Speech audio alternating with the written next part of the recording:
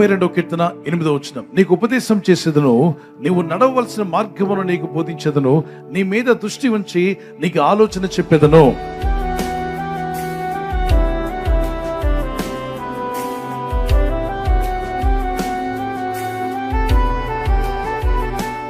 ప్రతి ఉదయం లేచి ప్రభువా నా జీవితాన్ని డైరెక్ట్ చేయమని అడగండి.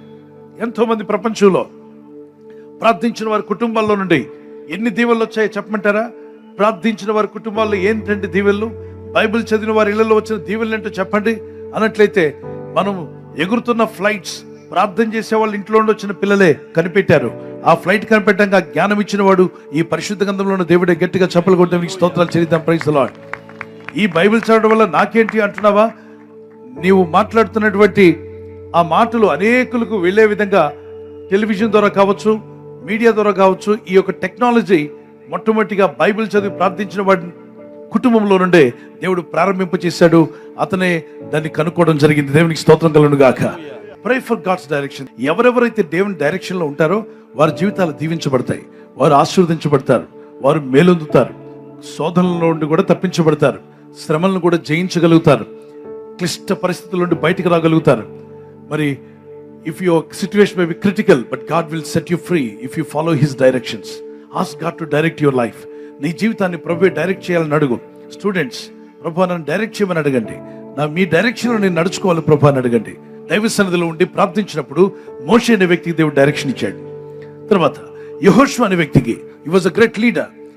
Joshua received God's direction when he was in prayer, when he was reading God's word early in the morning prayer. God made him a great leader. Gideon, he was also praying to God. దేవుని సన్నిధిలో ప్రార్థించాడు. He received God's direction. David, he received God's direction wonderfully, marvelously. అద్భుతంగా దేవుని యొద్ద నుండి direction పొందుకున్నాడు. అందుకే అతని జీవితంలో అద్భుతమైన విజయాలు చూడగలిగాడు. కింగ్ యెహోషాపాత్ అంటాం తెలుగులో. He received God's direction. He was kneeling down and praying to God. King అయ్యుండి కూడా మోకరిల్లి ప్రార్థన చేసేవాడు. దేవా నాకు ఆలోచన రావట్లా, నాకు తలంపులు రావట్లా, నాకు మంచి ఐడియా కావాలి, దయచేసి నాకు జ్ఞానం ఇవ్వ అని ప్రార్థన చేసుకుని తర్వాత ప్రయత్నం చేసేవాడు. ప్రార్థించి ఊరుకోవద్దు, ప్రయత్నం చేయాలి. పుస్తకం అర్థం కావట్లేదా, ప్రార్థన చేయి, తర్వాత మళ్ళీ తీసి చదువు. సబ్జెక్ట్ అర్థం కావట్లేదా, ప్రార్థన చేయి, తర్వాత తీసి ప్రయత్నం చేయి, తప్పక నువ్వు సక్సెస్ అవుతావు. కింగ్ హిజ్కియా 2 రాజుల గ్రంథం 20:5 కన్నీళ్లతో ప్రార్థన చేస్తుండగా ఆయుష్ లేదని చెప్పిన వ్యక్తికి 15 సంవత్సరాల ఆయుష్ పెంచాడు దేవుడు. ఈరోజు ఈ మాటలు వింటున్న వారు డాక్టర్స్ ఒకవేళ ఐసీలో కానీ ఎక్కడ ఉన్నటువంటి మిమ్మల్ని మీకు ఇక ఆయుష్ లేదు, ఇక మీరు పోయే కాలం వచ్చింది అన్నారేమో. ప్రార్థించు, దేవుని దగ్గర మొరపెట్టు. ఈ దేవుడు సజీవుడైన దేవుడు నీకు ఆయుష్ పెంచగలడు. నువ్వు ఆయుష్నిచ్చి దేవుడిని నిలబెట్టగలడు. నీకు ఆయుష్ను పెంచగలడు దేవుడు. ఈయన విశ్వాసించి ప్రార్థించే దేవుని కృపని ఆవరిస్తుంది. ఆమేన్.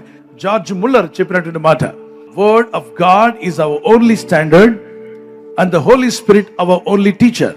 ఎప్పుడైతే నా టీచర్ పరిశుద్ధాత్మని వాక్యం మీద, దేవుని ఆత్మ మీద ఆధారపడతావో మంచి డైరెక్షన్ దేవుడు ఇవ్వడం ప్రారంభిస్తాడు. ఫూల్గా ఉండకండి. ఇక్కడ ఈ పక్షి తన పిల్లలను పోషిస్తుంది. అది ఎంత బుద్ధిహీనంగా ఉందంటే, అక్కడ పాము వచ్చేసి పిల్లలు తినడానికి వచ్చింది, కానీ తల్లి వచ్చింది దాని కంట్లో పొడుస్తుందన్న భయంతో ఆ పిల్లల్ని తినడానికి వచ్చిన పాము, అది కూడా నేను కూడా ఒక ఆకుని, చెట్లో ఆకుని నన్ను ఏమనొద్దని చెప్పి దొంగేషం వేసింది. చూడండి, అది మీకు కనిపిస్తుంది స్క్రీన్లో. ఆకులాగా పడినట్టుగా, అదేదో ఆకన్నట్టు, చెట్టు అన్నట్టు, అది నేను కూడా గూట్లో ఒక భాగమే అన్నట్టుగా చూపిస్తే తల్లి పాపం అమాయకంగా నమ్మి తన పిల్లను ఆ శత్రువు పక్కనే వదిలేసి దాన్ని ఫీడ్ చేస్తుంది, ఆహారం పెడుతుంది. కానీ తన పిల్లను మింగడానికి వచ్చిన శత్రువు పక్కనే ఉన్నాడని గుర్తించలేకపోతుంది.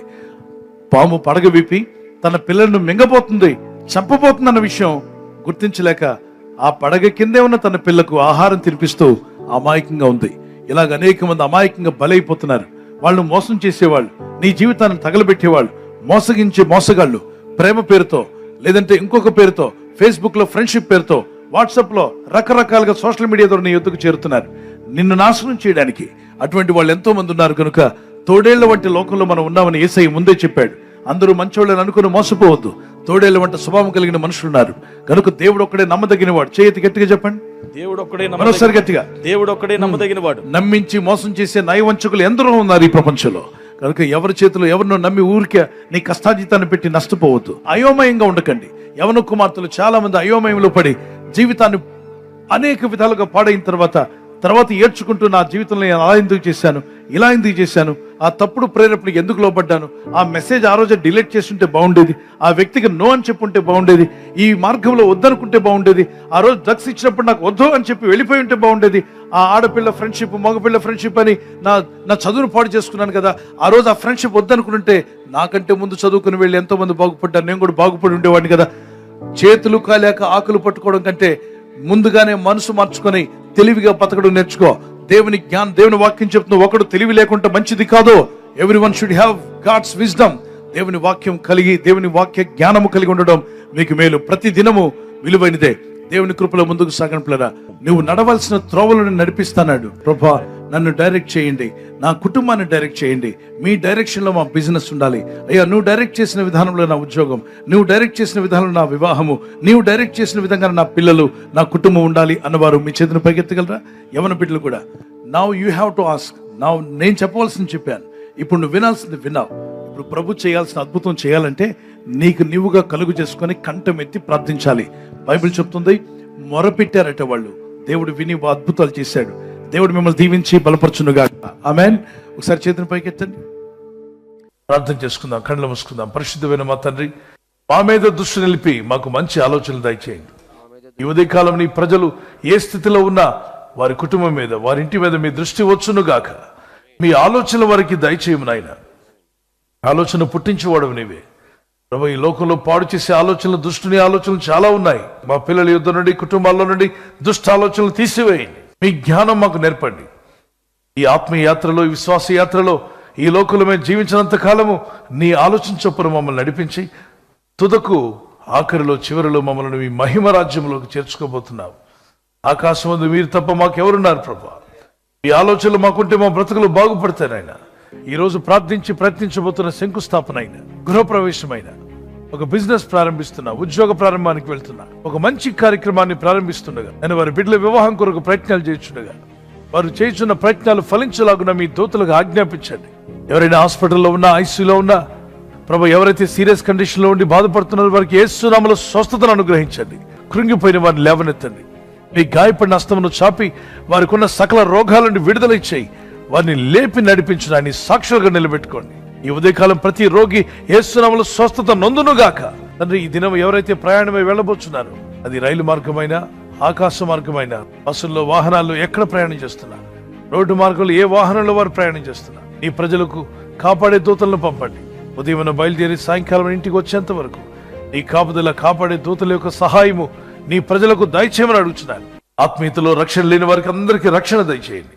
వారికి ఉన్న పరిస్థితులన్నీ జయించగలిగే జ్ఞానం వారికి దయచేయండి. అనేకమైన సమస్యలతో సతమతమైపోతున్న వారికి విడుదల వచ్చే ఆలోచన వారికి ఈ ఉదయకాలం పుట్టునుగాక.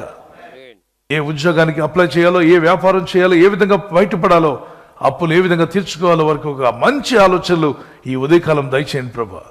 ఈ వాగ్దానం విని ఎవరైతే ప్రార్థిస్తారో వారి జీవితాలు దేవుని ఆలోచనలతో నింపబడాలి మా తండ్రి. ఈ ఆలోచన వారికి దయచేసి వారిని ఆస్వాదించి బలపరచండి. నీ రాకడకు సిద్ధపరచండి. యేసుక్రీస్తు పరిశుద్ధ నామములో అడుగుచున్నాను నా పరలోకపు తండ్రి. నడిపిస్తాడు నా దేవుడు, శ్రమలోనైనా నన్ను విడువడు.